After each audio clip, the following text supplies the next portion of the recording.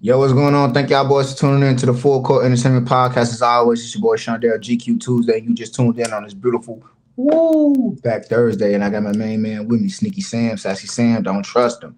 So as you can know, you guys already could tell, NBA trade deadline going on today, and honestly, I'm just gonna say this wasn't very spicy of a trade deadline like it typically is in the NBA, and that's okay. That's all right because it seems like teams they kind of like what they got. Sheldon, what's your spiel on this? Go ahead. First off, the Knicks are on business. They traded for Bogan Bogdanovich and Alex Burks. They traded away Quinn Grimes, Evan Fournier, Malachi Flynn, Ryan Archidiakono, and second round picks. We add all that up together. They got OG too. Even though he's going to be out 3 weeks, he's going to come back. But you basically got OG, Burks, and Bogan.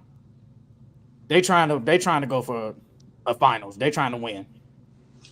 I'm not saying they better than Boston.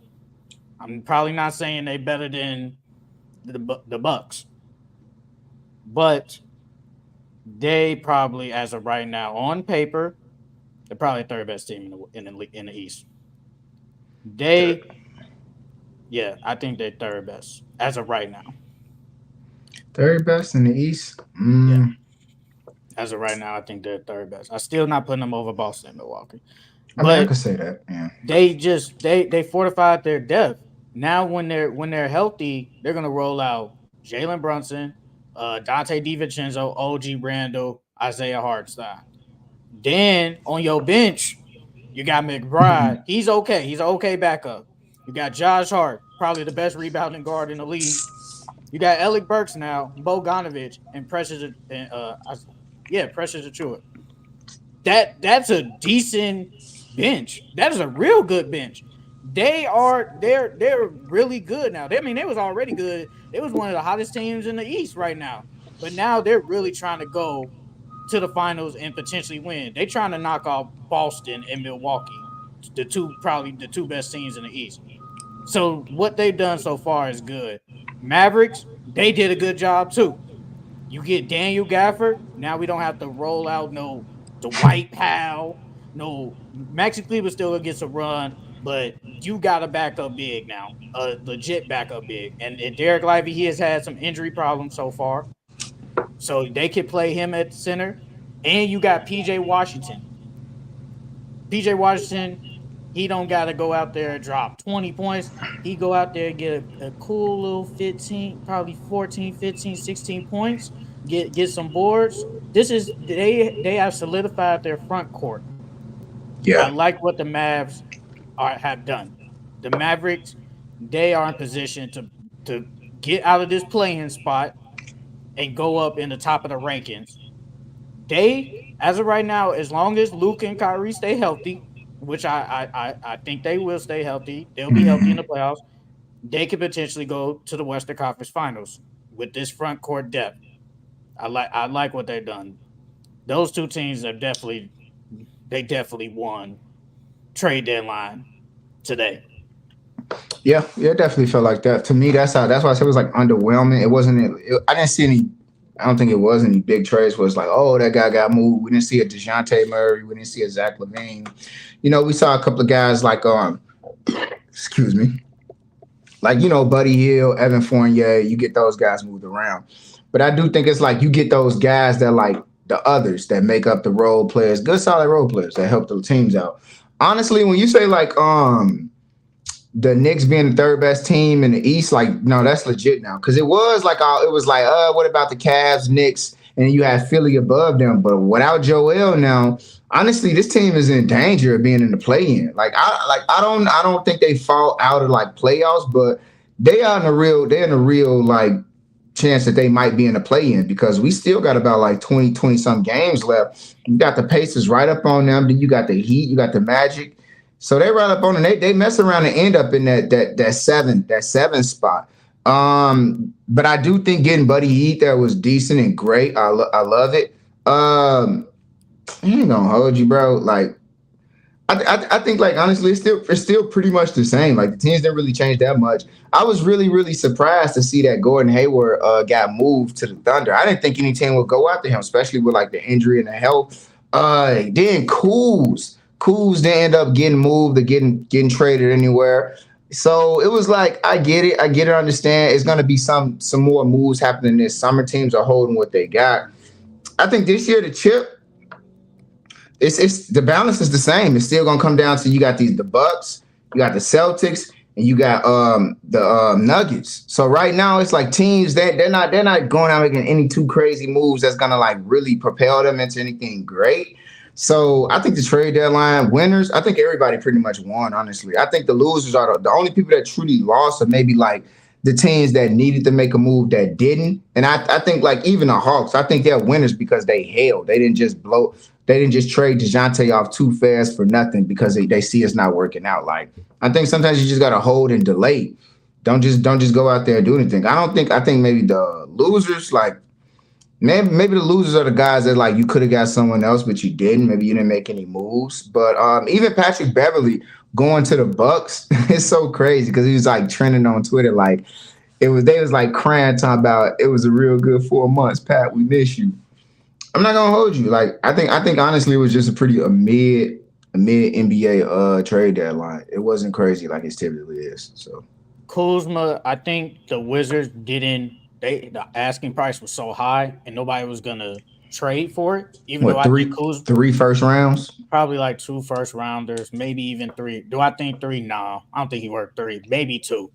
I think they didn't want to. I think teams didn't want to do that, even though he's on a decent little contract. I just think nobody wanted to give up first round picks. And I said it with the Thunder. I wish the Thunder would have got like Andre Drummond. I said Gordon Hayward. He's a person. He's a veteran because he's the veteran on the team. I don't know. I don't know that. I don't know. I've never seen people say like Gordon Hayward. He got the veteran leadership. He probably does, but he's the older guy on the team now. I think he is the oldest on the team.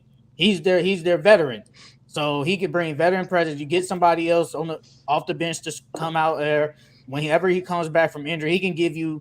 He probably get not limited minutes, but maybe 20 minutes. He could give you. I think he can give you at least 12, 13, 40, 15 points off the bench. I think that's perfectly fine. I wish they would have got Drummond. That's what they needed. They need size.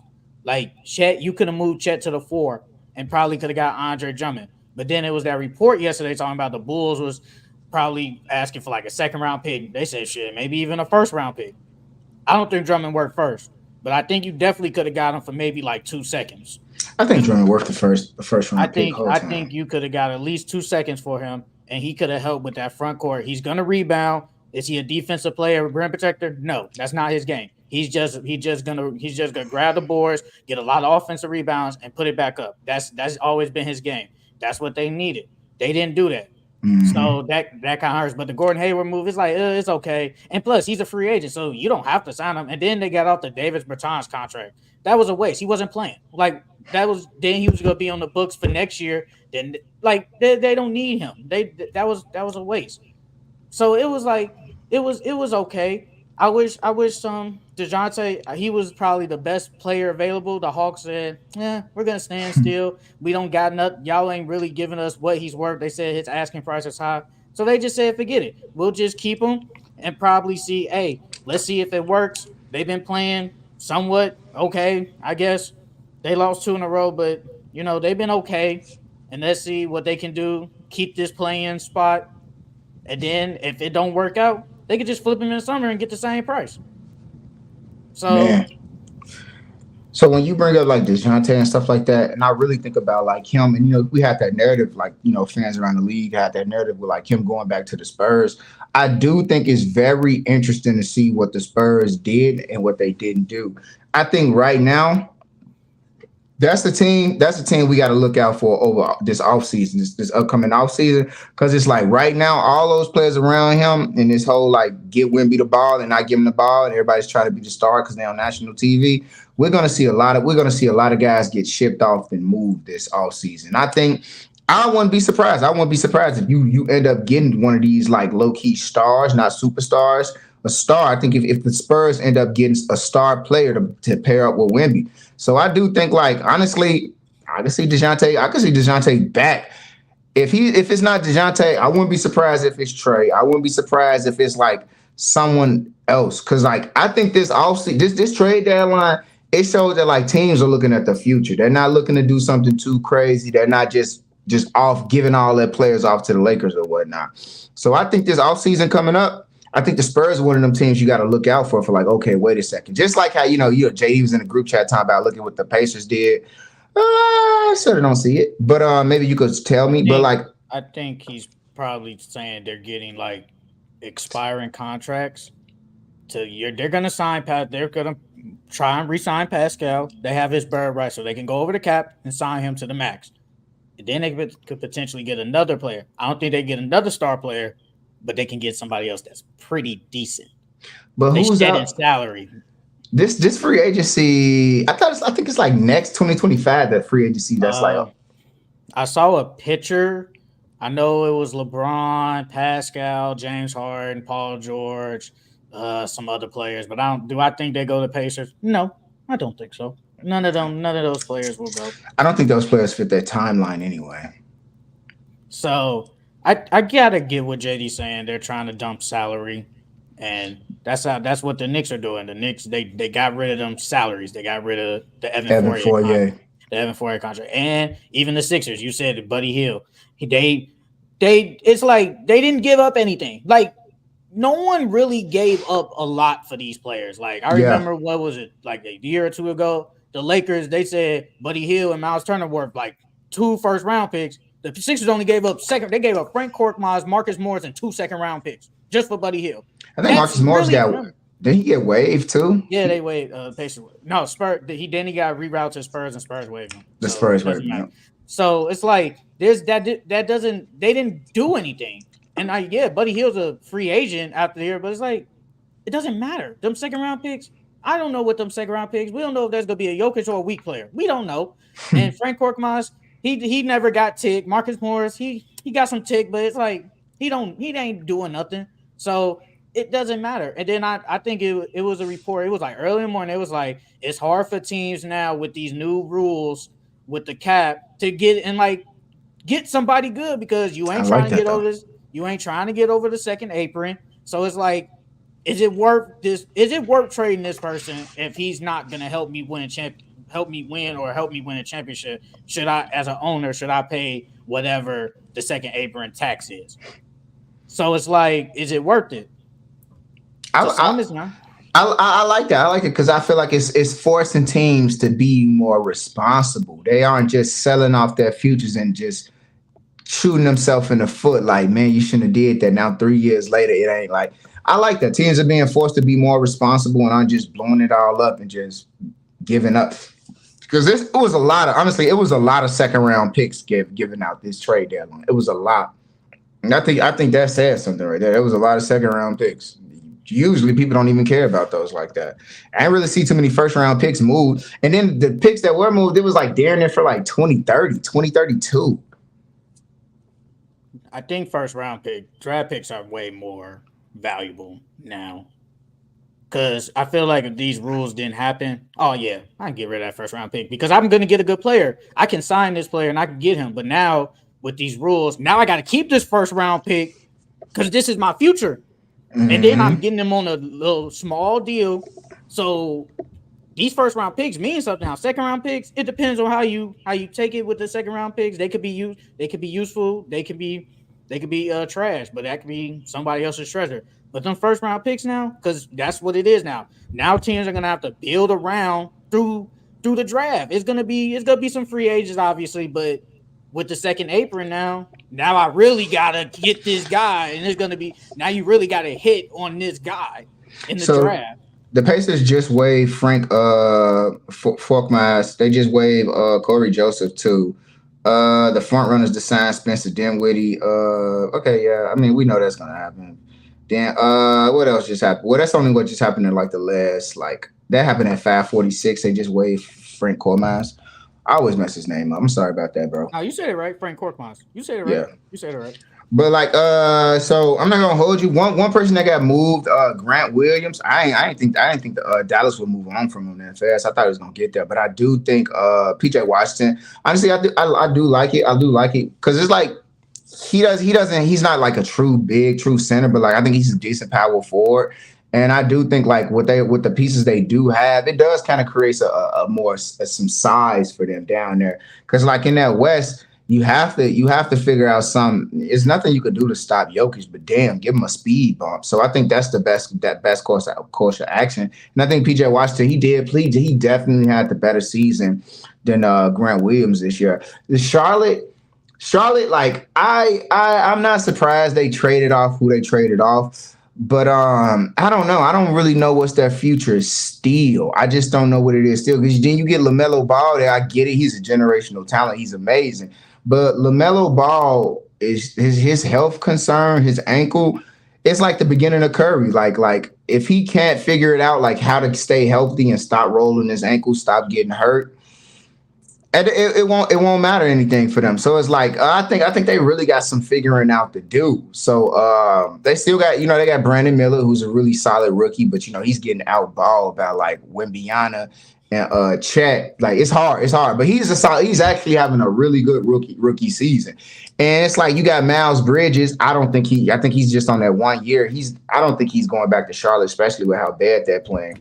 And then you got LaMelo there. It's like LaMelo gonna be there for a little bit, but honestly, bro, his health is a concern because I think you still got to think about like these players. They aren't reaching that 65 game minimum like that. They really aren't. They aren't reaching it like that. So Charlotte is one of those teams. It's like I think low key they probably should still be trying to sell a house, even though the trade deadline passed this offseason. They need to really figure out who they want to be and what they're going to do in the future. They sold it all though. They did. That's it. I mean, they sold everything. Oh, yeah, like Miles Bridges, he had a no trade clause. He got a no trade clause? He did have a no trade clause. And he said he was going to veto any trade. And the only reason I think that, because I think they said it was them reports. I think it was like a week ago. He was rumored to go. The Suns wanted him. That's cool. You go to a team that's going for a championship. But to build your value, why not ball out in Charlotte when I'm the best player without LaMelo? That's the same mistake Drummond did when he went to the Lakers. But the difference is Drummond didn't fit. He just didn't fit with AD clogging the paint. He just didn't fit. And Miles Bridges, he's been balling since basically he came back from the 10-game suspension. He's been balling. I'm not talking about off court. That is what it is. But just strictly basketball, he's been playing really good since he's come back. Mm-hmm. And if I go to the Suns, I'm the fourth option. No matter what happens, I'm the fourth option. I'm going to get less touches. Could I get probably 12 points, maybe 7, 8 rebounds? Yeah, that's cool. But people going to be looking like, I don't know. So why not stay in Charlotte, average 21 like you're doing now, get 6, 8 rebounds, and just kill, and then he's going to get paid. As long as he don't do nothing dumb, he's going to get paid by the Hornets or somebody else. He's going to get paid because he was supposed to get paid 2 years. Supposed to get paid that year. Then he did that shit. It is what it is. Now he's going to get paid regardless.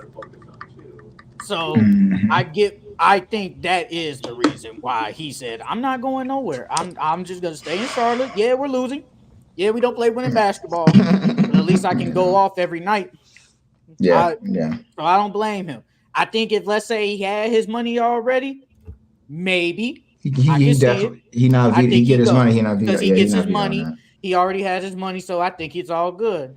I'm not a fan in the contract year. Got to ball out.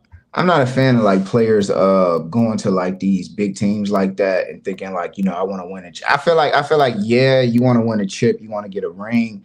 But I think honestly it's more important in the beginning of your career to just build yourself up, build your legacy, and then towards maybe that middle, that end, get a ring.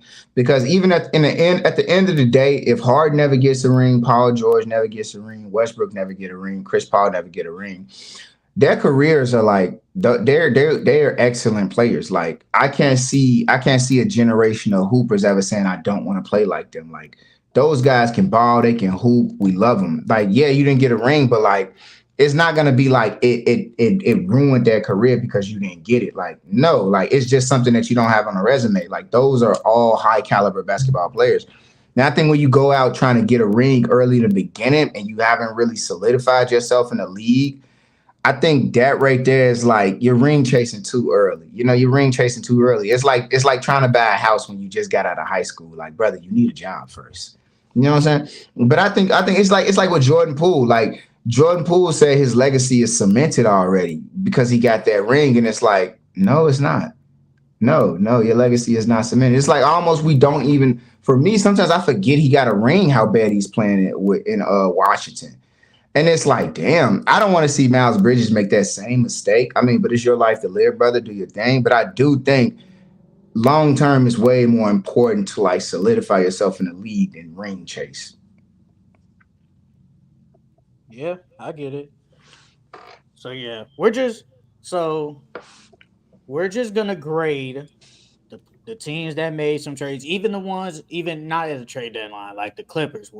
We're gonna give them grades on the trades they made and the teams that didn't make a Oh, trade. I want to say this too. I want to say this too.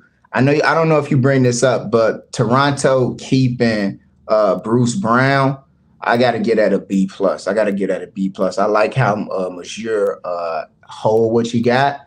Wait till the off season, then make some moves. Don't make a fast rush decision. But go ahead, go ahead.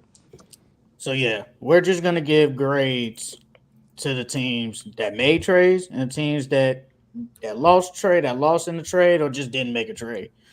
First team, we'll just start with the Knicks. The Knicks get an A. Yeah, I'm a B plus. Yeah, They get an A. They got two backup fours and Bogan and Burks solidified that bench.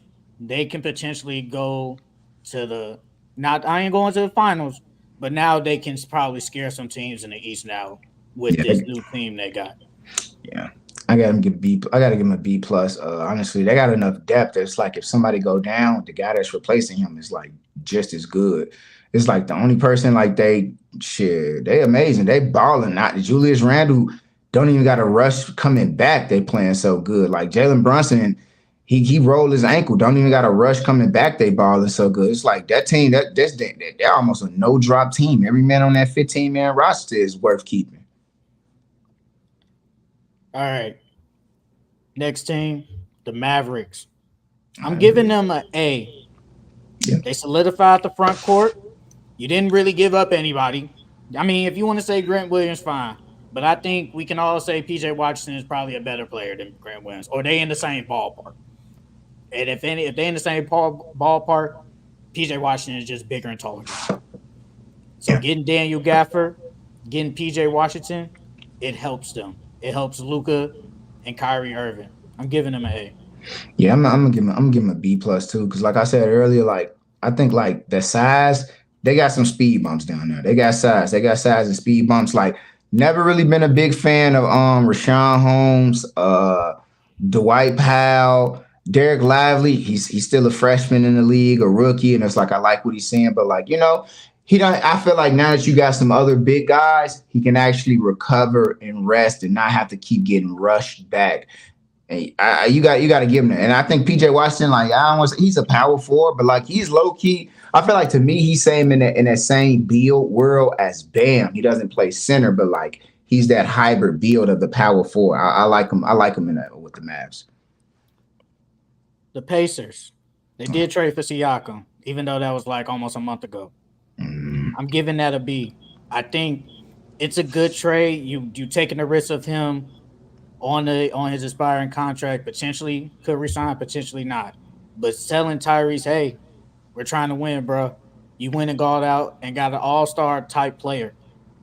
And so far as the Pacers, they've been kind of even. They've been winning, losing, but in total, I think it's a good pickup. I like them getting another scorer to go along with one of the best PGs and facilitators in the league. yeah, honestly, yeah, for sure. I'm gonna give him a B plus too, because honestly, I think you definitely have to add in that Pascal trade that they made happen, and we haven't gotten to see too much of Tyrese and Pascal playing together, but the games when they're losing, the games are close. The games are really close. And it's like once Tyrese get past that minute restriction, him and Siakam get to that 15, 20 games played with each other, And then honestly, just what you said earlier is like they got enough. They got they're like they're scheming. They're scheming for the future. They probably know right now they can't win, but they know in the near future, like, okay, we're the team they gotta watch out for. We could be the guys that knock somebody out in the second round. So you honestly the Pacers are dangerous, especially with Tyrese the head of the snake. You gotta watch out for them. The Toronto Raptors. I'm gonna give them a B Yeah. plus. Yeah. I think what they traded everybody that we all thought was getting traded. You trade Mhm. Pascal. You got a couple of firsts. Actually, you got three firsts. You got three first round picks.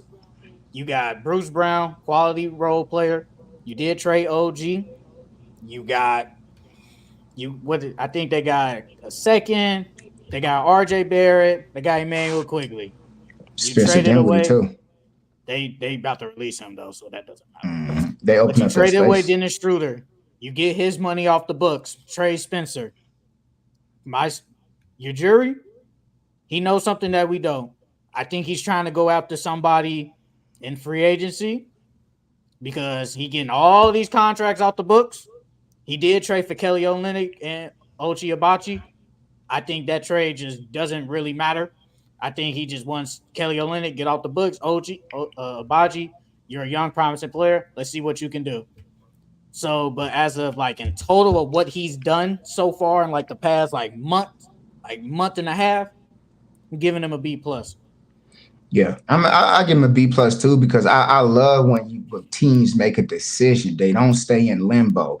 I think about like the Wizards, how it was always like they're not selling the house, they're trying to do a soft rebuild, they're not selling. He is not going through that. He's not making that same mistake. He's not going to just give up the guys that you need for the future. Kept the young guys and got rid of everyone so they can actually truly reset, rebuild. He made a decision and he's sticking with it and he rolling. You got to respect that. Like I do not want. I honestly, I kind of feel like the Hawks are kind of landing themselves in that same position that the Wizards were in not too long ago. It's like, do you want to reset? Do you want to build? Do you want to keep trying? Major is not doing that. He's making it clear. Hey, look, we got to get this money open. We got to get these guys out of here. These are the ones we keep. Let them go. So I like it. I like what they're doing. They're playing for the future. You brought up the Hawks, so let's go to them. The Hawks, I'm gonna just give them a C. They Yeah, didn't do see. it. They didn't do nothing. They didn't trade off nobody, and they didn't trade off nobody, and they didn't get nothing back.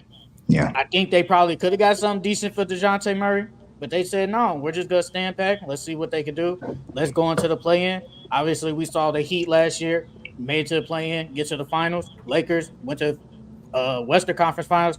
Let's see if we can keep this play-in spot or potentially go higher with Mhm. DeJounte and see if we can get far in the playoffs. So I'm gonna just give them a C. They didn't do anything. They didn't do nothing. Yeah, I'm gonna give them a C too, honestly, for the fact that they didn't do anything. Because I think sometimes we think like, oh, I got to do something, I got to make a move, but like honestly, sometimes it's the best course of action is doing nothing, holding what you got. Because whatever offers they were getting for Dejounte, clearly it didn't meet that threshold, or whatever somebody was interested in Trey, it didn't meet that threshold. They didn't just sell everything. They didn't just burn it off and run off. Like you still have the off season to make a move. You still got the season to try. Maybe you get bounced in the play in. Maybe you make the second round. Who knows? But it's like I like the fact that they didn't just sell it off for bare minimum. You still have the future. You have time in the off season to find the deal that you're looking for.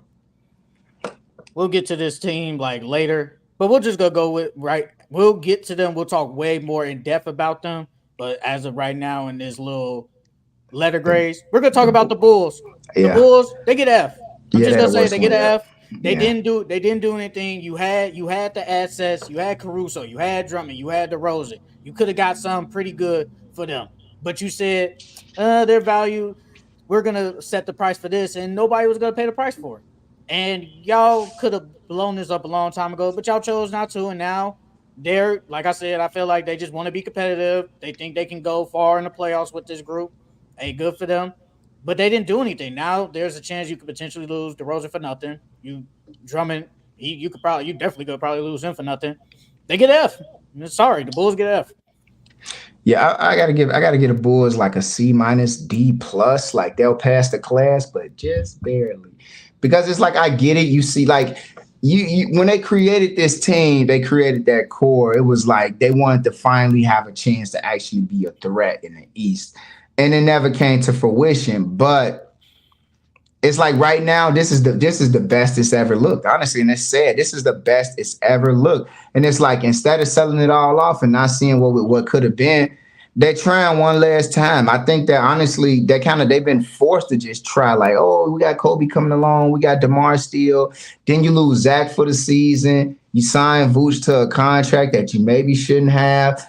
It's like you get Andre Drummond, teams are interested in him. You didn't do it. And you got Ayo. It's like I'm not gonna hold you. It's like this is the best they've ever looked since they had this course. So it's like they felt like maybe they had no choice but to let it roll out. And it's like I don't think they want the reset, but it's like the rest of us kind of see it as like, hey, because you didn't get Lonzo to be the PG, it was never gonna work. Caruso, Drummond, you got people that people were interested in, but you didn't want to do it. You have to see it roll out. So it's like I get it, I understand, but like, damn, sometimes you got to know when to just break up with somebody and move on. I gotta give him a C minus D plus.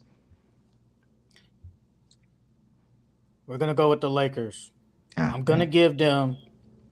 They barely passed because probably they probably get a D minus. You could give them an F, but I'm gonna just give them a D minus. They could have done something. They said, "Is there really?" You said it what a couple of weeks ago. You said there ain't really nothing they could do to get far. I mean, take them to the next step. So they just said, "Forget it. We'll just keep these players." They kept D'Lo, they kept Reeves, and now we just go roll out with this group. And I mean, that's fine. It is what it is. But now, if they can get Spencer Dinwiddie, who I think could help somewhat, I don't know if he gonna bring like does he move the needle? I don't think he moves the needle, but he gives somebody offensive power on the bench. They could move up to probably D instead of D minus. They could have done something. They just chose not to. yeah, I'm not gonna hold you. I think the Lakers. I just give them like a. There's like I truly still feel this way. I gotta get them a C. There was nothing that they could have done. There was, I think, one of the best sneaky moves that they could have did. They should have just traded Jared Vanderbilt. I don't think Jared Vanderbilt, the defense that he brings, I don't think it's worth the other Achilles and weaknesses that he has on the court. He hinders them, honestly. I would have traded off Jared Vanderbilt. I would always say keep D'Lo. It's an 82 game season. Y'all gonna need him. But I do think going after like Spencer Dinwiddie, I don't see what's the point. Spencer Dinwiddie is somewhat maybe on the same level or in between Austin Reeves and D'Angelo Russell. If I have the choice between D'Angelo Russell and Spencer Dinwiddie, I'm going with DA. Like that's easy. Like Spencer Dinwiddie is an inconsistent offensive scorer. Like yeah, he could get the assist, but oftentimes he just kind of looks a little bit confused. And if he's not getting enough shots, I don't think he adds any value to the offensive side of the game because he won't be able to handle the ball with a D'Lo on the court and a LeBron James on the court. I think he just turns into a regular 3-point shot chucker. And I don't think that's his game. He's not going to catch a rhythm with a Lakers squad like that. I think Spencer Dinwiddie is probably best out playing somewhere in Chicago next to like Kobe White, move Ayo to the bench. I'm not gonna hold you. There's nothing the Lakers can do to get better. You gotta hold what you got. Should have traded Jared Vanderbilt. I get it. I get it. Defense, defense, defense. You need a guy like that to slow some guys out in the West down like that. But there's nobody. The teams that the Lakers have to play against to win a chip in the West, Jared Vanderbilt can't stop any of them. He can't stop any of them. He can't stop a Luka. He can't stop a Kyrie. He can't stop a Steph. He can't stop a Jamal. I get it. He's a great. Give him to somebody else and get. You got to finesse. You got to finesse. We know the card play.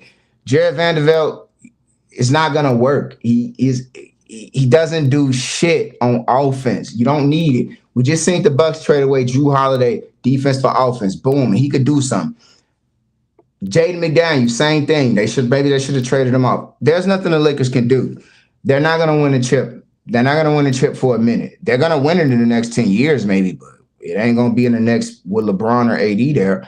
But I gotta give him a C. Hold what you got, make some moves over the summer. Shit, that's it. This is the last thing. The Golden State Warriors. Ain't nothing they could do. I'm gonna give them a I'm gonna give them a C because I feel like they just didn't have any assets. Like Chris Paul, I think if Chris Paul wasn't healthy, I think if he was healthy, could they have flipped him? Maybe. Wiggins just started playing back good, decent. He just did it like this past week. He just started playing good, but he's barely been bad all year. So I don't think nobody was gonna give up a lot of picks or a player for Wiggins. Clay Thompson has been bad all year, so nobody's gonna ask to trade for him. And I don't think he was gonna get traded regardless. But they just didn't have enough. I think they just didn't have enough to trade. But I think if they wanted to, could they? Probably. But do I? I just think the assets they got just wasn't good enough. So it's like let's just roll with this group. Let's roll with the last. This might be the last time we see Clay, Draymond, and stuff. This might be it, or it could be, or they could resign Clay. I don't know, but they trying to give this one more time. Steve Kerr said this group could do something special and they stay together. Well, let's see. But I'm gonna just give them a C because I mean they didn't do anything, so they just stay in the middle. Yeah, I'm not gonna hold you. I think they're C. You got to hold what you got. There's nothing you could do. Just roll it out. Finally, we're seeing the young guys play. I think with Andrew Wiggins, I think Andrew Wiggins can still ball out. He worth something. I do think. I think it was probably something mentally that he was going through. Off the court issues do affect our performances. You ever get some really bad news and it's like, damn, I don't even want to be at work no more. I'll quit this job. I think something like that was probably still going on with Wiggins at the end of the day. I think we're just seeing it. We're just seeing that same effect of like Steve Kerr when he was with the Bulls. It was like he seen bro trade the players off when they probably should have went one more time. It's the same thing. Like I want to try the what if. I want to actually go through and see these guys keep playing and try to get a ring with each other. It is what it is, bro. Everybody can't have longevity like LeBron James. Steph is still great in his prime. Clay and Draymond, shit, man, y'all had a good run, man. 4 rings. That shit is impressive. We'll probably never see a trio dynasty get 4 rings together again for the next 30 years. We probably won't see that shit ever again. But right now, shit, it's the end of the race. It's the end of the race, man. And you just gotta like be appreciative of what you got to say goodbye. Because Kuminga, Moody, even the other guy, the redhead white little boy, that motherfucker. Yeah. It's like them guys just like, man, hey man, it's their time. It's their time. It's like, I ain't gonna hold you, bro. Like, don't act like we ain't see Scottie Pippen in no Rockets jersey. Don't, you know what I'm saying? Don't do that. Don't act like we ain't see that. Don't act like we ain't see Mike in no Wizards jersey. It's been a lot, man. What jersey Charles Barkley had on for a little bit and got up out of that? Like, hey, bro, it's that time. It's that time of y'all career. It's Sunset Valley. It's Sunset Valley, man. It's over with. It ain't nothing they could do. Like, think about it. The only person, if they really, really love Golden State GSW, the only thing they could do is trade away Steph and trade away Clay. And I don't know who, I ain't gonna hold you, Draymond. He'll be a monster in Minnesota. If Draymond could pair up with Cat to be his mentor, man, boy, he gonna put Cat in the boxing class. But ain't nothing they could do. If they really love Golden State, they gotta pull a Kevin Durant. That's like this. When people were saying like Kevin Durant, he wasn't right for leaving for requesting a trade for the Nets. The fact of the matter, he only asked for that trade because he felt like Harden and Kyrie, like it didn't work out. With him alone, he couldn't win for them. And he knew if he let them trade him, they'd get some back, help their future. If they love Golden State, y'all gotta let go. Y'all gotta let go. That's the only thing they could do is just trade. That's it. We gotta see Steph in another. We hate to see it, but Steph gotta be in another jersey. Or we gonna just keep watching these motherfuckers suffer and lose over and over. All right. Zach Lavine. He's been in and out of the lineup all year. He didn't even average 20 points. It's crazy. The minute they hear about him potentially going to the Pistons, he just magically gets surgery. Do you think this is the last time we see Zach Lavine in the Bulls uniform? Nah, I see him playing maybe like a couple of games starter next season. I think right now he stink and no one wants to get near that. I think right now he's probably showed that like he was never a franchise piece cornerstone player. He's just a very, very streaky role player, regular star, never a mega star, never a superstar. So I think I don't think no one's out there in a rush to get to Zach this summer. I think if anything, Zach has to prove his worth. So I don't think there's no one out there. I could really see Zach playing like 20 games start of the season with the Bulls. I think he stays, but I do think it's just he had a foot injury. I do think if It came he out of nowhere too. it did come out of nowhere. He hurt his foot in that Toronto game. He tried to come back and he tried to come back and then he just said, "No, I can't go." But then it's just like we hear them trying to go to the Pistons. It's like nobody wants to go to Detroit. I don't care. Nobody wants to go there. It's not. I mean, it's just Detroit, bro. And the Bulls, they was rumored to probably get like Bogan Bogdanovich, Jaden Ivey, or Mm-hmm. like Cade or Durant. I don't think none of them two was going nowhere. But those two, I think they could have got them and probably some picks. I think that could have made it happen. Is it a good trade for the Bulls? I don't know. But for the Pistons, is it a win for them? Yeah, I think it would have been a win because you get this third player to pair with Cade and Mm-hmm. Durant. I think that would have helped.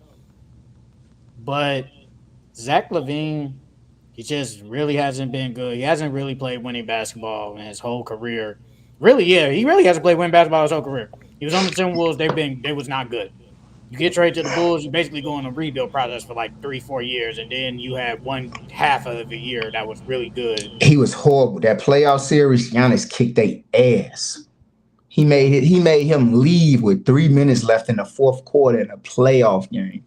Giannis kicked their ass. I mean, that year they couldn't beat none of the good teams anyway.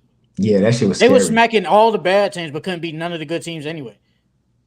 So I don't think they was gonna win regardless. I don't care if Lonzo was there. Lonzo, I do think that hurt them.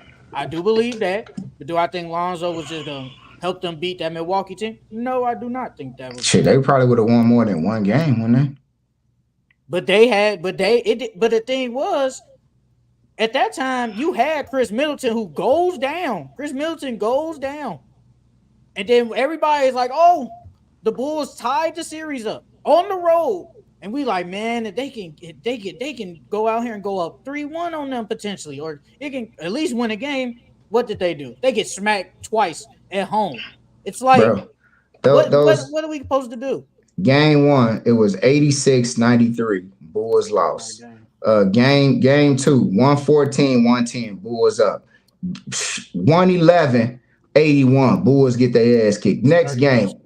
119-95. Bulls got their ass Yeah, kicked.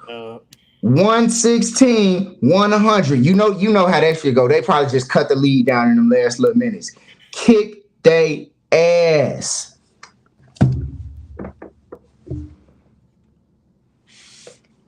I mean, and they've been bad since. They've been average or bad. Zach Levine's future is really because I think he doesn't want to be here. He thinks they's not going to go nowhere. Just the Bulls in general. The Bulls, I know we gave them a grade, but it's like you had your chances to blow this up. I said they should have blown this up in the summer. You could have let Vooch walk and say, "Hey, you go." But I don't mind them resigning him because they could potentially trade him, say, next year and get something back. So I'm cool with that. But DeRozan, he wasn't. I don't think he's coming back. I truly don't believe he's coming back. You had your chance to trade him this trade deadline. Y'all said, nope, we're just going to stay competitive and see what we get there. And I don't think Bulls fans, it's like, He going back yeah, to Toronto. we want to be competitive, but it's like if we know we ain't going nowhere, there ain't no point. What's the point of this? I'd rather just go in a rebuild, at least know where we're going instead of staying in no man's land. The Bulls been in no man's land the past 2.5 years. Like, what are we doing? The Bulls need to get their act together. Well, I'll be back 1 second. They need to get their act together, y'all. Like, they could have been blown this up. You could have traded Zach. You could have traded Zach. They chose not to. You could have traded Caruso. Okay, Caruso been pretty good. I ain't gonna lie. He been pretty decent. They chose not to.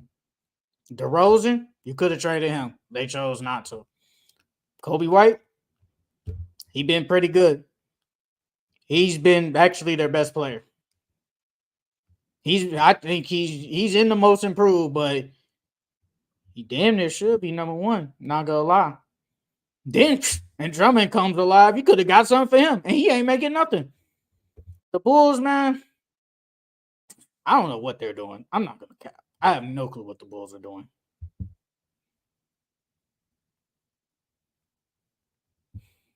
Oh, I didn't even know Klay Thompson was. What'd you say about Clay? I didn't know he was out tonight. But Yeah, I ain't gonna let you, bro. The Bulls. I remember that when we was like, damn, they can't be no team over 500. We was like, it's over with. We a first round bounce.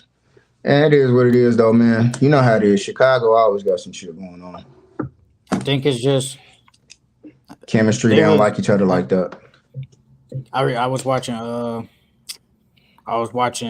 Kenny. He said something on the segment. He was like, I think the old front office was actually good, better than what the front office is doing now, the new ones. Because at least they drafted well. They knew what they was doing. The people now, I don't know what they're doing. I don't know.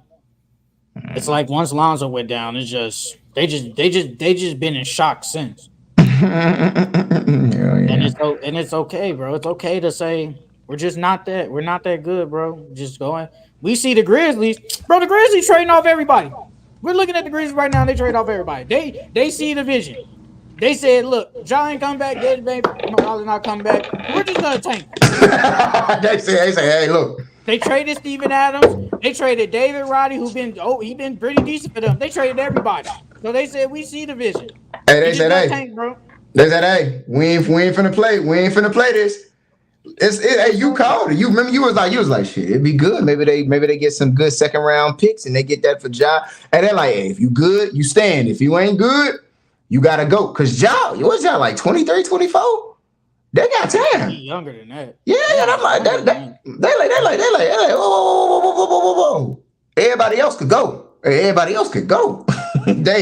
They not playing. I ain't gonna hold you to a team like that know. It's like, think about it. Even if you bring back, if you boom, give everybody on the Memphis Grizzlies a sensu bean, and they start hooping the rest of this season, they not bad. If you heal all the players that they kept, they not bad. It's like right now, like they gonna find somebody. I ain't gonna hold you. I ain't really got too much on Memphis though, but I like how they not bullshitting. They not bull. They like, hey, look, don't do that. Don't play the fence, man. Pick a side. The Bulls they're in the middle. They don't know which side to pick. This is what happens. You just become but they're number one in attendance, so man, hey, I was about to say, it's crazy. Their ticket prices are crazy high. But they know people gonna go though. Cause it's in Chicago, bro. That's crazy. They tickets, it's cheaper to go to a Pacers game than a Bulls game. I would think so. Like, it's Chicago. Like, I expect them. The Bulls, they could be so bad, they still go fill the house. It don't matter. The game be over in the third, fourth quarter with the Bulls. With the Pacers, they're winning. It's lit. You're seeing Tyrese. You're seeing Pascal. And then you can still see a good team in there for some good prices. Like, bro, they're jipping them people. Man, they jipping the city. They getting over on them people. Bro, the game be over in the fourth quarter while watching the Bulls play. Vooch be having 12 points and they don't pass him the ball. They don't pass Vooch the ball, bro. I ain't gonna hold you. Vooch the second best offensive player on that team and they don't pass him the ball. That don't make no sense. I mean, what is expensive? Like, you talking about like courtside or just in general? Boy, just tickets, boy. If you want to go to Chicago to see a game, if they play nosebleed seats cost $67. That's way higher than the Pacers. You get tickets for like $30-$40. You get like this is the nosebleeds. Yeah, that's way crazy. If you're row 19, so that's like not courtside, but it's like decent, kind of lower. That's $300. But them tickets was $142. Them tickets for me mid tier. Like you could if I throw my cup, that motherfucker gonna hit Jordan Poole in the head. Them tickets was $142. One ticket. They talking about $360 for one ticket. So you telling me it's down there for $800 something for two tickets to see these motherfuckers be sitting on the bench? One of these, it'll probably be like $700. Yeah, cut it out. It's Chicago. Yeah, fuck Like, that. I But mean, you know where the United Center is at? It's in the hood. The United I Center is know in it's the on the hood. west side. It's on the west side. Oh, the whole West Side ain't the hood, brother. But I know what you're No, saying. I'm just saying it's on the west side though. I'm just saying it's on the west side. Yeah, but the United Center is literally in the hood. Like, yeah. Come on, So bro. Be yeah, serious. this is court side, but it's this. Oh, damn! For $300 for a No, Bulls no, game? no, no, no. This is $5.95. Oh, fine. That's $5.95. To get that close to the Pacers game, that shit more like $700, $800, like That's a $900. lot. Yeah, but That's a they're a lot. good team though. They're actually a good. Like I ain't gonna hold you. It's fun watching Tyrese play. It's like, damn, how you get that motherfucker pass over there? But yeah, I ain't gonna hold you, man. With Joel being out for the rest of the season, well, I think he's out for the rest of the season. He'll come back in the playoffs. What you think was going on with this, man? Does Philly need to be concerned? Do Philly fans need to be concerned about this? He's 7'2", 300 pounds. He gets hurt every year. Like he's injury prone. He's just injury prone. It's nothing you can do. I think he comes back. I think he wants to get back in the playoffs, see what they can do. Now, I don't think they're gonna be none of them teams anyway. Whoever they face, even if he comes back, they're gonna lose regardless. Boston, Milwaukee, Bucks, shit, even the Cavs. I think they can't beat none of them, even if he comes back. I think he comes back, but he probably should shut it down because it's like you're not gonna win MVP, you're not gonna get all NBA. It's like, what is the point? Really? Conditioning. He could come back those last few games just to be, in game conditioning. That's the only reason I think he come back. But yeah, I'm gonna let you finish. I mean, I feel like if you come back for them probably like the last 2 weeks, you might as well play. You might as well play in the first round. I think whoever they play in the first round, they could potentially beat, depending on where their seeding is. Then they get to the second round, they just go lose. Yeah, that second round in the East is pretty tough right now. Yeah. I think they're dropping like flies, so they're in the fifth. They play New York in the first round. They go lose to them. You just right now they will lose. See, that's what I'm saying. Like with that, it's like remember I'm saying like it's like they fuck around and be a play-in team. Look, like I'm not gonna hold you. Tobias Harris, he's not as good as he's supposed to be when Joel isn't playing. Maxey, he's trying, he's doing his thing, but like the supporting cast, it's tough, man. I don't think they had like a good bench, regardless. And Nick Nurse, he's that type of guy. He's not in the Tom Thibodeau range, but he's gonna play the guys that's going to produce. Even if there's a player that's decent. Like I think KJ Martin is pretty good. When he was on the Rockets, he was playing decent. He don't play him. He just don't play that dude. He'd be playing like Marcus Morris. It's like be serious. Like KJ Martin is better than him, but you're playing Marcus Morris because he's a veteran type, and that's fine. But I just don't think their bench was really that good. Like Pat Beverly, even though they got rid of him, Pat Beverly is like, bro, this is not when you was on the Clippers, bro. You're older now, so it's like you really don't. You might have a decent game here and there, but it's like, what can you really do? Like, I just think their bench was. That's why they was relying on him so heavily. Him and Maxey. That's why he was dropping 30 something, and Maxey was giving like 20 something a night.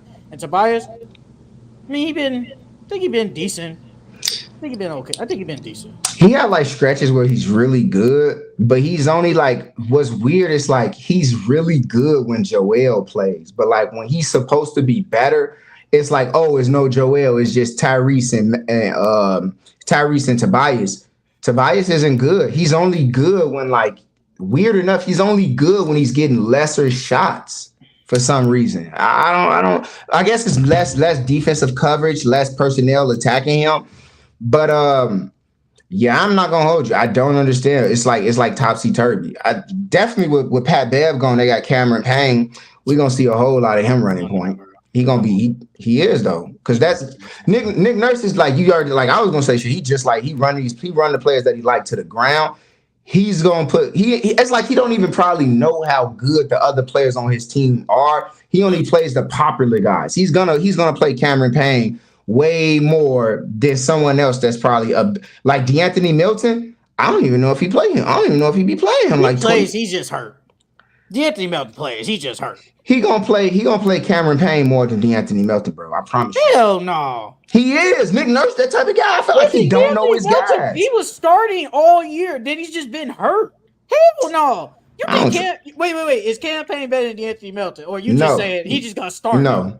He just gonna start him just No. because not start I'm, him but play him more. I'm saying Nick Nurse is gonna play him more. Like I think Nick Nurse style is like he just plays the popular guy more. He doesn't truly play the Is better Campaign player popular? more. What is he popular for?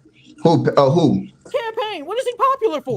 Well, that's what I'm saying. I think Cameron Payne is just more. He's more recognizable, more well known than like DeAnthony Melton. I think if you put up a picture of DeAnthony Melton, and you put up a picture of Cameron Payne, and you have to ask people, I think more people are going to recognize Cameron Payne. Well, people probably won't know who none of them is.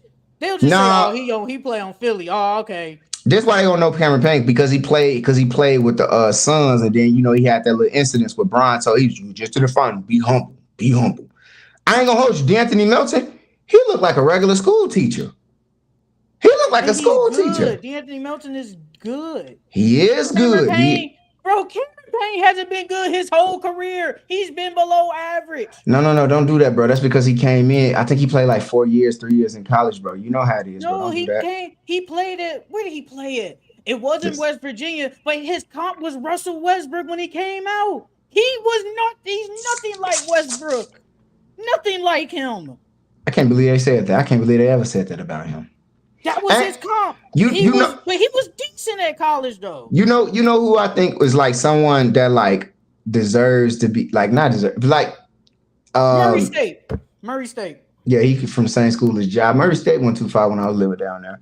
But I ain't gonna hold you. I feel like Elfrid Payton is like what Cameron Payne probably wanted to be like if he would have got like that offense. If Elfrid Payton would have got his offense together, I think he probably been in the league and like starting over Cameron Payne. Bro, that man he's been below average his whole career, bro. The Thunder drafted him. They thought they was getting a good, decent person. That didn't happen. So it didn't happen.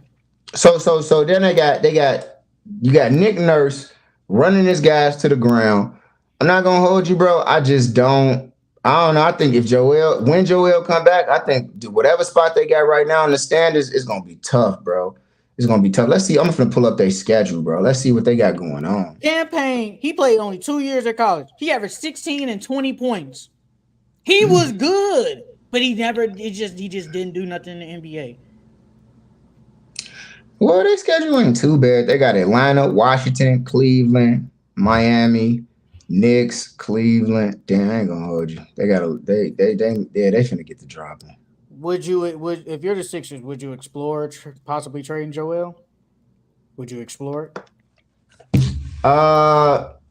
Yeah, at this point, hell yeah, I ain't gonna hold you. But I think I said that like sometime like last season. I said honestly, the process has been over for so long. At this point, he never got to the conference finals for Philly. So it's just like at this point, you have to let that go. You have to let that go. Like the process is done. It didn't work out. It didn't pan out. At this point, you get his trade value is the highest. His trade value is the highest. I get you don't come across these players like you do, but there are teams out there that's willing to give up a lot to help you guys get to where you want to be. I think if Majer is the guy with the general manager for the 76ers, I think he sees that and he like weighs it all in. It's like, I got to make this hard decision. You got to make that hard decision. It's like some got to change, some got to go. I think they probably don't want to do it because they want to keep this window open to being competitive. They sucked so long. They ruined the league. They had to make the play-in because of them. And it's like now Joel is balling. We want to keep it. We want to hold on to it. But like it will. Bro, this is like his second surgery on that same. Isn't this his second surgery on that knee, the meniscus? Isn't this his second? I think it might be his second surgery on that knee. On that same knee. It's like, bro, I ain't gonna hold you, bro. If he's as good as he is right now, it's like you gotta shit. It's with the Warriors. You don't be in the fence, bro. No one believes Philly. Even when you was talking at the start of the season, no one had Philly coming out the East. They say you gotta go through. I even had Miami over Philly. You gotta go through the Bucks. You gotta go through the Celtics. They can't beat them. Then now the Knicks are better than them. God damn. Shit, it ain't no what bro. I'm what's his name? Hey, what's the Cuban guy name? The general manager down there in Miami. Hey, we got somebody for you. Hey, we got Jorel. Yeah, I know you want him. We got Jorel. That's what the fuck I'm finna do. I'm calling my boy. If I'm Philly, I don't explore it this year, this offseason, unless somebody comes to me and say, is Joel available? I might say, for what? If it's decent, I'm maybe. listening. You gonna say But I'm listening? but I would probably give it one more year. Let's see when a Joel when he's healthy. Let's see if they can try it again. But this is it, bro. He's been hurt every year. He's hurt in the regular season, and every year he's hurt in the playoffs. He gets hurt every year. It could be his face. Talk about his stomach was hurting, his knee, whatever. He gets hurt every year. It never fails. And that's what sometimes it hurts. Yes, he sucks in the playoffs. That is very true. But he does get hurt, and that hurts them. Him playing bad in the playoffs and getting hurt hurts them.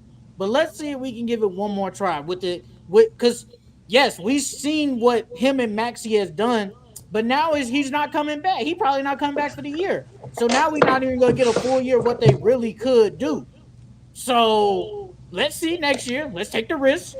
Let's see if they can somewhat if Joel can at least give me 60-something games. Let's see if that can happen. We could potentially go far in the playoffs. Who knows? Or at least be top in the East in the playoffs. Who knows? But I say one more year. But you got to come to me first to see if you want him or not. Okay, this is my thing, and this is what you already alluded to. My concern, like I do think he comes back for the playoffs, but I think this is the problem with that. If a guy that has such a history of injuries, the same knee, and he comes back this playoff, how healthy is he actually to try to win 16 games? 16 day game here, 2 days off, game here. Then you go 1 day off. How healthy is Joel really to win 16 playoff games? It's like, can his body even withstand that? Because that playing in the season, yeah, you get your back-to-back. Sometimes you get three days off. Sometimes you get, but the playoffs, you're playing a lot and traveling. I don't know, man. I don't know if he has the body to even come back this playoffs and go deep. Because he come back and he somebody bang his knee, he hit the ground like you always do. It's like, now we got to worry about can he even start the season? He's going to be out 6 to 8 weeks. So he's not even going to run, do none of that. So he probably won't even come back until late March. And the playoffs is going to start in like mid-April. So that means you basically got to ramp up in like the last month of March and April and probably come back in the playoffs. But by the time that happens, like you said earlier, Philly, I don't think they go out playoffs, but I think they go and play in though. I think Tyrese Maxey, it's just not enough. Tyrese Maxey, he just can't do it by himself. If Joel's there, I think they stay in the 3rd, 4th, 5 range, but Maxey can't do it by himself. It's really just Maxey, somewhat of Tobias and role players. That's it. Crazy. That's all that is. You got the Magic. I say the Magic got a better chance in the playoff, making the playoffs than the 76ers right now. I hate to say it, but like I do think it's honestly, I think it's just gonna come down to just Maxey carrying the load. I don't think you could depend on Tobias. And outside of Tobias, I mean, they just got Buddy, but like he's just a 3-point shooter. He's decent, all right. But then you got outside, you got Tobias. Kelly Oubre Jr., God's gift to the hoes. And who else? Nicholas Batum, Robert Covington. Like like that shit crazy. The Magic right now, without Joel Embiid, the Magic have a better roster than the 76ers. And they're like 3 games back from them. And you got the Heat. The Heat always find some way to make it work. And you got the Pacers. Like once Tyrese gets this hamstring and they stop having to rest him, they passed him. They passed him up. They're good enough to win without Tyrese. So it's like the Pacers are gonna pass them. The Heat they're gonna always figure it out. The Magic, it's all gonna depend. Like if the Magic can get out of this rough patch that they've been in. So it's like, damn, I can see the Sixers dropping to the eighth seed, and then you're gonna be in a play-in against. You're gonna have to go against Trae Young again. They can beat them if he comes. If Joel come back, but now what? If Joel, the 76ers against the Hawks. I think they're in the same belt. I ain't gonna hold you. I'm taking Trae and DeJounte. Trae, DeJounte, Jalen Johnson, Okonwu. I'm taking, bro. It's just a deeper squad. It's just a deeper squad. If they do get in playing, they have to at least get 7 or 8 so they can have 2 chances to make it. Because even if they lose that 7-8 matchup, they can at least face the winner of the 9-10. So they better at least get 7-8 so they can have 2 chances. You know They what's cannot crazy? if they get in that 9-10 range, then it's win or go home. They might go home. That look, that who they play. This is like the irony of life. Faith loves irony. They play the Hawks tomorrow. This is gonna be our little preview. They play the Hawks tomorrow. I got the Hawks winning, and they playing the Hawks at home. Like they're at home. The Hawks on the road. So we're gonna see a little preview. I know he was hurt. So if he plays, maybe was he really hurt, or was it just like, let's just keep him out just in case? I think it was a combination of both. Mm-hmm. So yeah, we'll see a little preview. Like honestly, going forth, I think it's the same thing. Like they're in the same situation as like the Wizards with Bradley Beal, and they're in the same situation as like the Raptors with Scotty Barnes. Like, is Tyrese Maxey our future? He is the future of the the Sixers. He is the future. I think this is what I think. I know this may be a bit of a hot take, but I think he's more so like Paul George, Indiana. You think he's the future, but really, Tyrese Maxey. I think you think he's the future, but really, he's the second option to a superstar. I mean, maybe not the Paul George. I get what you're saying. Mm-hmm. I don't think not caliber, not caliber. I get what you're saying, though. I get what you're saying, but I think I think he can't be your best player. I think he can be your second. Yeah, maybe definitely your third, but he could be your second. But I don't think he's the future. Like, yeah. Shit, who's up? All right. Wait. You want to talk about what you wanted to talk about? No. Wait. I want to ask you about this because he just popped up in my mind. Because it felt like the only time we ever talk about this guy is when something's negative going on and when his weight's out of control. Zion Williams so far, what do you think about him this season? He's been playing decent. I think he hasn't played like, I wouldn't say raw, like superstar, star status, but he's been really good. Brandon Ingram has been the best player on that team. CJ McCollum has been good. That whole team has been good. I've said it. I said, as long as Zion stays healthy, that team can damn near go to the conference finals. They can really go there if they can stay healthy. But it really depends on Zion's health. And then they have Zion as the point guard. They be having CJ McCollum isn't the point guard. It's really by committee. It's really by Zion, Brandon Ingram, and somewhat CJ. CJ isn't the primary ball handler on that team. Because Brandon Ingram has been really good the past couple of 3 weeks. He's been really good. Zion he's been in and out. I think they just really low-key trying to rest him.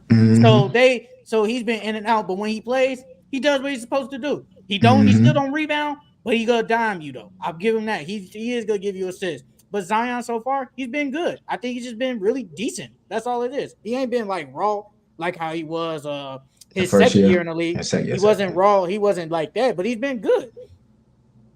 Yeah, I ain't gonna hold you because I feel like I was like, man, the Pelicans, I feel like they really flying underneath the radar with how good they're playing right now.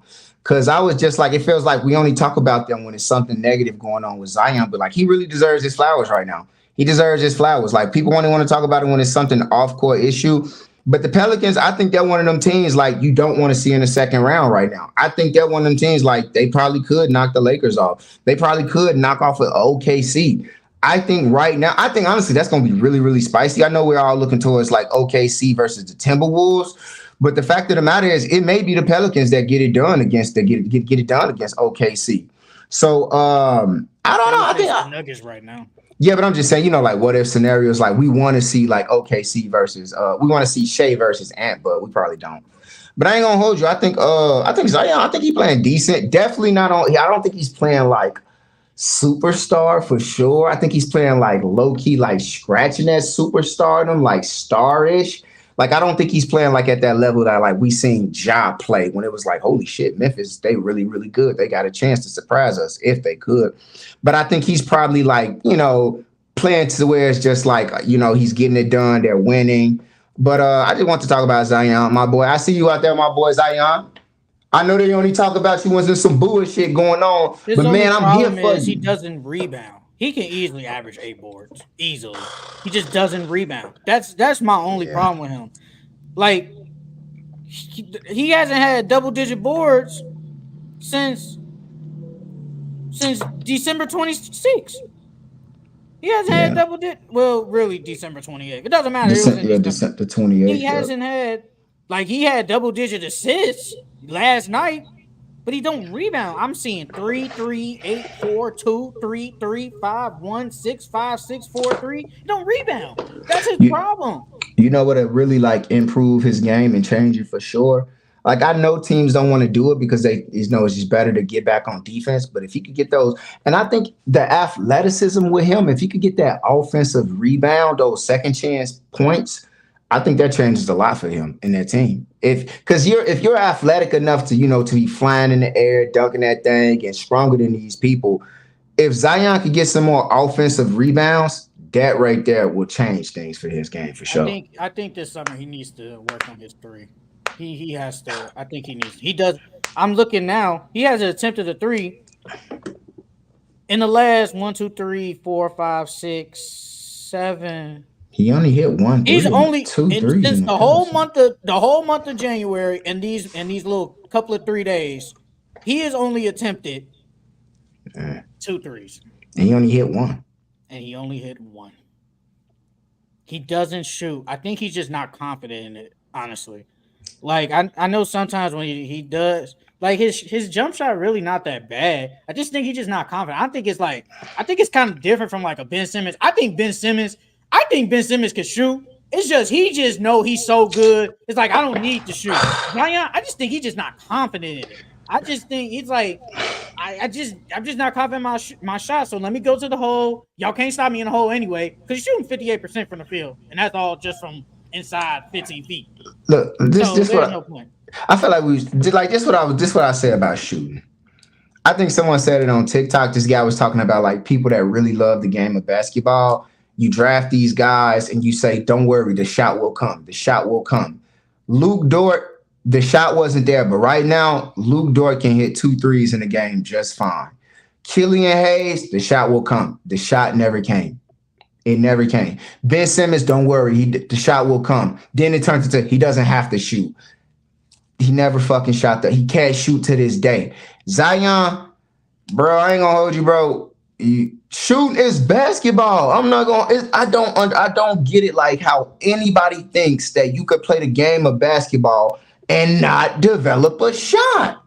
You have to be able to shoot. Even you could take Lonzo. Oh, the shot mechanics is broken. It's not there. He can't shoot. Oh, don't worry. The shot will come along. Lonzo turned himself into a pretty goddamn good shooter. It's like that, man. Like these guys and like shooting, I think that's one thing you always have to work. Even when you're good at shooting, that's one thing you always have to work on. I get it. I understand, brother. I know how far the 3-point line is. It's like 30, 32, 33 feet, some parts of the court. I can hit an NBA shot 4 times in a row, brother. I don't hoop like that. I'm pretty sure y'all can get to that point. But, it's way easier shooting open and, guys like that. I know. You supposed to be able to shoot 90-some percent by yourself. And in a game, it drops like 60, 30%. I get it. I know. But you guys need to really learn how to shoot. Like I said, Lonzo was always shot. He was always shooting. The shot was just ugly. He just fixed the mechanics of it. Yeah. And it works. Zion, I just think he's just not confident in it. Because there ain't no way. Because we seen you shoot. We seen you shoot threes. Ben Simmons doesn't shoot threes at all. He just thinks, I don't need this shot. There's no point. Because we see you in the summertime. We see you at open runs shooting threes. We see it. So I think you can do it. You just choose not to do it. That's just how it is. But Zion, I think he just needs to work on his three this summer. At least shoot from the corner. At least shoot corner threes. You can at least do that. I'm fine with that, but I'm not gonna hold you, bro. Attempting is crazy. I'm not gonna hold you, bro. People say that the corner shot is the easiest 3-point shot. Nah, I ain't. Maybe it's because I wear glasses. It's the closest. Yeah, but I ain't gonna hold you. That shot, that's a hard shot to hit, bro. That's a hard. For me, I don't know. Maybe it's because my visual paralysis. I maybe use my genjutsu Sharingan too much, but bro, that sad shot is not easy to hit. I'd rather take the shot from the wing or the top of the key. But yeah, let's talk about Shannon Sharp, man. Let's talk about Shannon Sharp, bro. And the fall of Undisputed and the rise of Shannon Sharp, bro. Like I can't remember the last time I watched Undisputed, bro. I can't. And it went topsy turvy for me. It was like I never watched First Take. I didn't care about Mad Dog. I even was like, man, I don't care about Stephen A. And it was like I could really put up with listening to Skip talk for 30 minutes and Shannon only get 15 minutes talking. But I think Shannon Sharp right now, I think, bro, he got the baton and he running with it. He's still the biggest thing with sports. It's just something about being authentic, being yourself. Like Shannon Sharp is amazing, bro. What you think about him?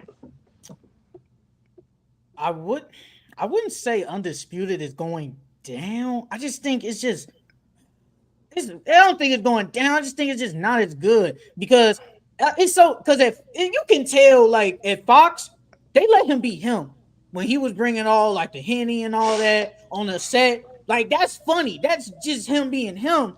ESPN is not the same. They're more professional, I would say. It's Disney. It's owned by Disney. They don't do that. But it's like in Undisputed, they had good chemistry. Like Skip and Shannon had really good chemistry with them going back and forth, and we like that. And now with Keyshawn Johnson, Richard Sherman, and Michael Irvin, it's just They can't really talk basketball. it's either. not. Yeah, I mean, not really. Keyshawn, I know he can talk some basketball. I've seen him talk some basketball. He somewhat know what he's talking about, even though he's a football player. But when you asking two people, Richard Sherman and Michael Irvin, who probably don't talk about basketball at all, it's just like it's hard to do that, and it's kind of hard to watch. Now, when it comes to football, that's fine. They can do whatever because they're all professionals. They're all Hall of Famers, so they can do it. They can talk all they want, but it's like it's just not the same as it was last year. They're switching it around sometimes.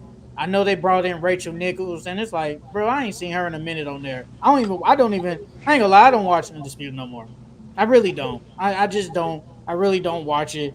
Like I did watch that first day. They showed the ratings. The ratings went down because it's like you just lost probably the best man on television, probably in the social media game. You just lost him, and now he's doing whatever he wants. Now he got his own podcast. Actually, he got two podcasts. Now that I think about it, he got Club Shay Shay and Nightcap, and he on ESPN. He only do that 2 days a week. He's the biggest Yeah. thing right now, like just in the social media game in general. The man brought on Cat Williams. Then just brought Yeah. on Monique. Hey, that Monique one. What she said about Kevin Hart, I said, damn, man, that brown couch bring the truth out. I feel like honestly, what Undisputed Mike could do, like I thought they probably should have just went after Max Kellerman. I'm not gonna hold you, like, why not? Max was good. I get it. You didn't want to talk about him too much because like his takes in basketball probably weren't as great as Shannon. But most of the time when he went against Stephen A. Smith, like low key, Max was always right in the long term. And Stephen A. Smith, like he's good, he's entertaining. But Shannon Sharp, the authenticity to like be yourself. And it was like he's a football guy, but he got to the point when he talked about basketball, it was like, damn, he really could hold his own. His takes aren't outlandish, they aren't crazy. I just think though, like with Skip Bayless, I don't know. Even he tried to start doing a podcast, like his own little podcast and stuff on the side. I don't watch it. It's like Skip talk like an evil villain, and like he prolonged everything he said. I gotta put it on like 1.75 to watch him talk. And he's just so long-winded saying a bunch of nothing. But like Shannon Sharp, like right now, bro, Shannon, he got Ocho. Like he got Ocho. Perfect combo. Gilbert Arenas, perfect combo. It's like I just don't understand. I ain't gonna hold you. I think what they probably could do, shoot, they could probably Fox need to buy out Draymond Green. They need to trade for him and get him up there with Stephen A. or with Shannon Sharp. Cause I think Draymond, because he played football for Michigan, didn't he? No, he didn't play football for Michigan. He played No. basketball for Michigan State. Yeah, who the hell that was that played football and basketball for their college? It was somebody. But I ain't gonna hold you. I think Draymond could get up there. I think when it comes to the new age media, like stuff like that, I wouldn't be surprised, bro. Like the JJ, TNT, Draymond. Nah, that's for his YouTube channel though. No. He works for Yeah. TNT. I forgot about them. He works for TNT. Yeah. Whenever he retires, he's gonna be up there. Oof, He's they got already with them. What about JJ? I know JJ be on ESPN, but like, He is don't it? be. He's just commentator now. He's Mm, not on. He hasn't been on First Take in like a good minute. He's definitely on. He's on the commentator right now. I think they got to do something. I ain't gonna hold you. I think they got to do something with this, with the new media coming of age. Like I see, like ESPN, they be having through the wire up there. I think it's gonna be some other. I think it's gonna be some other channels that's gonna get some looks like that. Like, oh, what's his name? McCarthy, the old kicker from the NFL. How he got like his crazy deal with ESPN too. Oh, you're talking about Pat McAfee. That's what you're talking about. Yeah, I'm not gonna hold you. Like, That's I think. because he's himself too. He's Yeah. himself. And the thing is, like, when it comes to that, ESPN, like, I wish I could see like what their ratings are because they brought him on there to be himself. But when his podcast is on TV, they block out the cursing. That's what made him himself because he cursing on YouTube. So it's like, how can he be himself if he's not himself on TV? That doesn't make sense. I want to see like and they gave him bad too because they basically kicked out Max Kellerman because he had a show at that same time frame and they kicked him out. So he got a bag. It was him, Keyshawn, and Jay. What was his name? Jay. Jay Will. No, he's still at ESPN, but now he commentator now. He commentated for Mm. college. He used to be on he used to be on First Take some decent amount, but They they just dropped him updated. to commentate. They just updated the NBA championship odds on Bet MGM. They got the Boston Celtics at 27% plus 225. They got Denver at 19% plus 425. The Clippers at 15% at plus 550. And the Bucks are tied with the Clippers at 550, 15%. And the Suns at 7%, OKC 5%, the Knicks at 5%, Timberwolves at 5%, Cleveland at 4%, and Philly has dropped down to 4%. That It's sounds crazy. about right. That It's sounds crazy. about right. But when it comes to the Max Kellerman, I think Skip just didn't want him. I think Skip didn't want him. And Skip has power. Let's be honest. He has He should power go. there. He should go after. I like Max. They should go after Max. Skip has the power. If he picked it, he picked these people. I don't think Fox did not like, hey, I'm gonna go get Keyshawn. No, Skip wanted these people because he wants to be the guy. I think he doesn't want somebody that could challenge him. I think, and that's the same thing. That's the Stephen A. Smith route. He didn't want Max. I think he said something about He Max wasn't a Kellerman did professional, it. or he wasn't a sports journalist. Yeah, something like that. And it's like, bro, that's not the truth. We know the truth. I'm not saying he was basically beating you all the time, but when it's somebody that's damn near on like almost on your level, you don't want that. You want to be the guy. And that's fine. No, you are ESPN. Let's be serious. You are ESPN, bro. Yeah, he's the face of the franchise. You're face of ESPN, bro. I guarantee you, if no one watch, like, we're gonna still watch Sports Center, that's fine. But like, I guarantee you, nobody's gonna tune in and watch all that other stuff if he's not on there. Yeah, when you see Stephen A. Smith, when I think ESPN, I think Stephen A. Smith. It's that Stephen A. Smith, ESPN. Like, okay, this is some type of ESPN event. This is him, presenting for ESPN. But I ain't gonna hold you. Like, I did not expect Max to like. That's what, like, Max low key in the moment when he was saying it, it was like maybe a little bit more crazy, outlandish. But long term, a lot of his things that he said, it all came true. It was like he was winning. Not the Tom Brady one, but you know. Or the Iguodala one. That was just ridiculous. I'm not rolling with that. No, that was wild. That was but a lot of Max takes he was like spot on. Like, he was fortune teller with it. And I think right now when you get Shannon Sharp, man, he's special. He's special. I think when he's on there, they had like the most views, not the most views, but the biggest ratings when like they're on there. It's good. Because this is what we want to see. We want to see Shannon Sharp. We're basically seeing the two biggest personalities in the sports game working together. He may not do all the wild stuff he was doing on Fox Sports, but it's just the fact that you have them. It helps. And with Undisputed, man, they might not last, but I think, and I'll say probably next 2 years, they probably gotta won't be there no more. They gotta recast. They gotta recast this summer. If there's no way because the NFL season is pretty much over with. Super Bowl's this weekend. I got Chiefs winning. I don't think the 49ers could get it done. I think the best team that had a chance of beating them was the Ravens and the Lions, and they both go. But I think honestly, the NFL season can't start again, and you got this same cast. I don't think it worked. I don't think this rotating panel cast work. I think it's nice to have a third guy, but I think it's best with like that's podcast, like that's a podcast like platform when it's hella people talking like that. They probably won't be there in the next 2 years. I'm not gonna lie. Like, it's just not the same. Like Shannon Sharp, they gave us really good 6 years. They gave us good six That's years. that. It didn't even feel like 6 years. I Honestly, wish it could have lasted longer, but hey, it just didn't. You know, they had their issues. Shannon Sharp, he alluded to it. They had their issues to an extent, but it is what it is. I think what no, I I was thought you listening. were gonna say something. And ESPN is on the rise. Even though they keep Yeah, firing everybody every like 5 years, they're on the rise. that severance package probably nice though. That Wait, severance, what? this when you get fired from like certain corporations and entities, they have to pay you a severance package. Like it's usually a high percentage of whatever the rest of the money you were owed. It's crazy because Keyshawn Johnson like just signed that deal and then they basically got rid of him. Yeah, that severance package was probably high as fuck. He probably didn't really mind too much and just went off and got a bag somewhere else. I mean, now he got a bag at Fox Sports. He's okay. He's good. And then did you see Stephen A. Smith supposed to get like he's supposed to command like 20 million? Because I think his contract's up is either this year or the next year. It's 20 million a year. He already gets paid 10 million a year. I think He he he underpaid. gets the bag. I think Stephen that's A. pretty. Smith got the bag, bro. That's underpaid though. That's pretty much underpaid for him. That's not enough. He's worth more than 20 million. I think, like, think about it. If Stephen A. Smith was to come on this show right now, what do you think? The numbers would be ridiculous. If Stephen A. Smith goes on like CNN, if Stephen A. Smith made a guest appearance on Undisputed, the return, just the one show return of Stephen A. Smith versus Skip Bayless, like he's worth more than 20 million a year. Like you can't for $20 million, you can't find another Stephen A. Smith in the game. He's getting 12 million per year.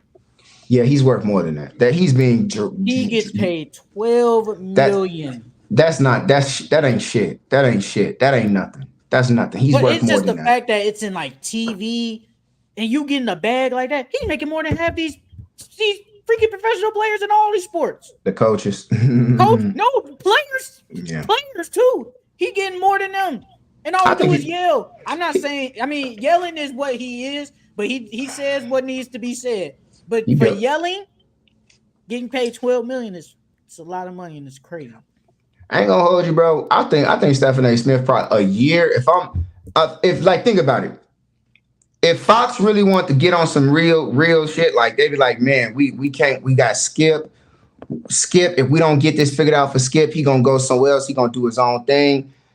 If Fox was to offer Stephen A. Smith a contract to come with them for like let's say a year, how much money you think they offer him? He getting paid 20 million a year now.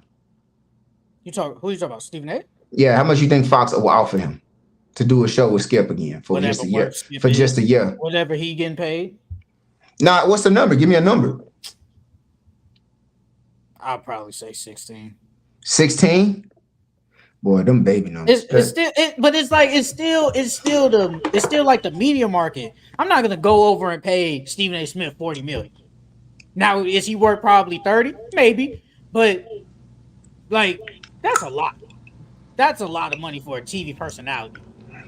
Bro, they say ESPN made almost 13 billion last year. I mean, but you gotta think about it. It's like with a coach. Like, I mean, yeah, you're probably the best coach, but I'm still not gonna pay you all this money like damn near more than a player. Bro, you can't Like, at the end of replace. the day, you're still a coach. Hey, just like Shannon Sharp, you can't replace Shannon Sharp. You can't. Some people, it's like the bag is that much. You just can't replace it. It don't matter what you trade and get back for all these first round picks for KD. You can't replace him. I ain't So gonna hold Skip you. Bayless is making I'm gonna say 13, 8 25 million a million. year. 8 million. Yeah, he signed 32 in 2021. Nah, he worth more than that. Yeah, He worth, I think he is worth. yeah, he worth more than that.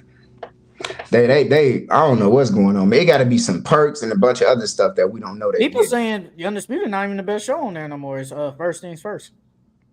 That's what Chris Bouchard and Nick Wright. They're First, good. I used to watch them all the time in the morning because they used to come on like 6 in the morning when I was at work, and I just watched them. that's And now because they that come on. They They're come on at like friends. in the evening now. They come on at like 2 o'clock, I think. They friends though. So like they actually hang out with each other after work. And like if you watch their podcast, they actually friends and joke and talk about each other's family. Like, oh, what y'all doing this weekend? Like I ain't gonna hold you though, like, cause who else is that dude? Colin, he's on Oh, Fox. He Colin, on Colin Coward. Yep. he on Fox, ain't he? Yep. But he be on their show though. He like be on their show with them. Like with Nick Wright, the other dude, they but I don't know, they got good chemistry, so it's like the networks can't stop that. I ain't gonna hold you, Now, man. Colin Coward got his own show though. Yeah, he got his because I think He because got the Draymond herd. He he got the got herd. the Yeah, herd, Draymond Green signed with the the thing. volume, the YouTube channel. I ain't gonna hold you, bro. Yeah, that's what That's Shannon Sharp on. He on the volume. the volume, y'all. That's what Club Shay Shay and them on, y'all. He did a Hey, video on it. He did a video about like I guess like the contract or whatever. Like if he would have known, he would have like kind of did it on his own because like I think the volume is taking some of his like money that he makes, majority of the money he makes, something like that. you know, YouTube already take 50%. I know. I know. He said that like we making money on YouTube. I know they taking that Yeah. money on my check. But that's crazy. I mean, it ain't crazy because YouTube give you the platform. It's like without the YouTube platform, where else would people do this? Like everyone's not gonna tune into Twitch, Facebook. I feel like YouTube is like the central place to go. Like it's the TV, you just get to pick the channel. Because YouTube Damn. has everything. Yeah, everything. YouTube is the best social media. You can't tell me it's not. YouTube is the best social media that is. Only thing we don't have is like a DM box. Don't need that. Yeah, you don't need that. No.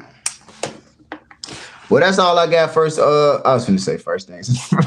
That's all I got. Full Court Entertainment, man. Thank y'all boys for tuning in. Like, subscribe if you want to, because I can't make you do nothing. Yeah. So yeah, we gone like that. We gone.